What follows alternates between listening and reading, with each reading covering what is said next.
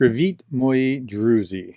Hello, my friends. My name is Darren Gerdes. I'm a professor who's trying to help you unpack and understand what's going on in Ukraine. Today, I just want to tell you a story. I was driving in the car yesterday, and I was talking to my daughter, and she was asking, how are things going in Ukraine? What's new? What's happening? She knows that I do this. And so I explained a little bit, and then she said, well, how long are we going to go and continue to support Ukraine? And I thought, well, that's an interesting conversation. What exactly is causing her to ask that? Now, I'm a conservative. This is hardly a secret.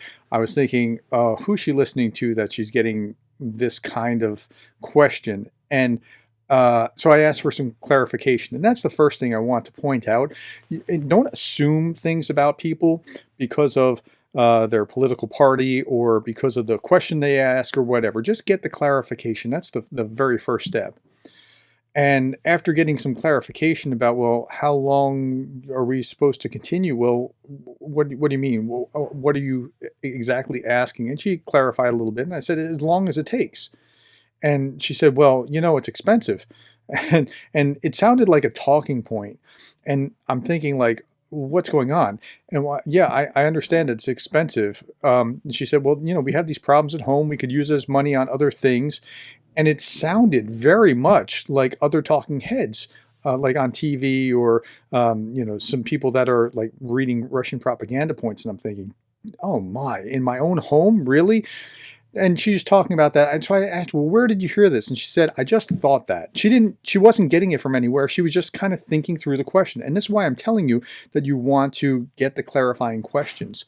And so there's a difference between having to counteract Russian propaganda talking points and just explaining how things work. And there's significant differences between the two. She's just trying to think like, we are $30 billion in debt, and the rest of the world has their issues too, but we have significant debt issues. So I get that she's thinking through that. I'm proud of her for thinking through things, but we need to go a step further. So I asked her, well, what would happen if we don't? What if we just decided, let's just leave Ukraine alone? So I'm asking her Socratically. And by the way, you'll get further by asking questions than you will by telling people even if you have the right answer, you'll get further with them just by kind of helping them, guiding them along to help them think through the question for themselves. So I asked her, what happens if we don't? And what do authoritarian dictators that are watching what's going on in Ukraine right now, like in China or Iran or other places, what do they do if we just stop? And that changed the whole tenor and the course of the conversation. So I asked, are they more or less likely to violate the rights of others if they see Americans pull out and back away from this, or if they think that we're weak or whatever? And we went on and talked about that for a while. What happens to our credibility in the world? And that got into an interesting conversation about credibility and how you have to back that credibility. And you have the things that you have largely because no one has tried to take it from you, because you have the credibility of it's going to hurt you a whole lot if you try to do that. So we got into this conversation, and you could see the wheels turning. And at a certain point, she asked, well, how do you know that that's how these other authoritarian dictators would act or react? Well, about 6,000 years of recorded history tells us that this is how authoritarian leaders tend to operate. So I taught history for 6 years before I finished my PhD and began teaching within my field. And so, I have some examples to draw on. Yeah, that's right. There is historical example after historical example. Bullies, whether they're on the playground in third grade picking on the kindergartner or on the international stage, all act about the same way. And so, she didn't like that was what would happen, and she agreed with me that it was probably correct. But she understood when I said, look, this is a cost of doing business. Right? It's just something that we have to contend with because we live in the world that we live in, right? And you can take that a number of different directions. You can add to that what you want, but I gave the example of I don't like to pay the electrical bill, but it's a cost of doing business. I have to pay the electrical bill. It's just part and parcel of what's going on. I could spend that money on other things, but I have to spend it here because it's something that I need to operate in order to continue. So, but then let's add to that it's more importantly, it's the right thing. It's the right thing morally to defend this other democracy that's being picked on by an authoritarian regime that's many times its size. And add to that Russia is violating and, in fact, trying to overthrow the international order by violating and getting away with it. And if they do that, others can see the same thing. And even if nobody else did anything else, this was still wrong. It's still, I remember watching in the first couple of days on the news. There was a lady hiding in a subway, like, underground when the bombing first started and that kind of thing. She's saying, if I ran through a stop sign and hit another car, they'd take me to jail.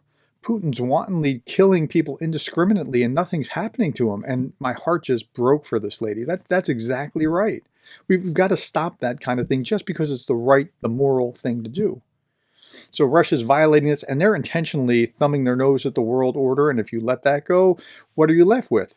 If you do nothing, you're left with the law of the jungle. Might makes right. And that's not the society that anybody wants to live in. So Edmund Burke said, or it's at least attributed to him, that all that's necessary for evil to prevail is that good men do nothing. And so we can't do nothing. And so with explaining all that, by going through this incrementally, step by step, walking through all these kinds of questions, she got it. And again, I'm telling you this because I want you to understand that these are legitimate questions. It's not just a thing that a Russian troll would say. And I want you to be very careful to make sure that you don't just assume that when somebody's asking a question that they're just trolling or that they're on Russia's side or whatever. So this is a significant point. Don't just assume that that's what's going on. Maybe it's not. Maybe it's just a legitimate question.